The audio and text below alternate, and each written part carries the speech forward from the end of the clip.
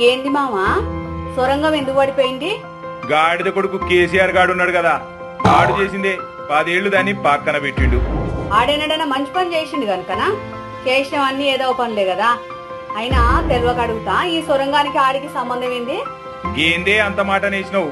10 ఏళ్లు అధికారం ఎలగబెట్టిండు. ఒక్కరోజైనా సొరంగం వంక కన్నెత్తి చూసిండా? చూడలేదు.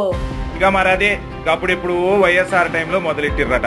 30 కిలోమీటర్లు తవ్విర్రు. ఇక ఆ తర్వాత 5 ఏళ్లు విభజన గొడవలు జరిపాయి. ఆ తర్వాత ఈ తలక మాసినోడు వచ్చిండు. గంతే మొత్తం 15 ఏళ్లు బండుకుండిపాయ. అదన్నమాట సంగతి. 10 ఏళ్ళు సొరంగం పనులు చేసుంటే బాగుండు.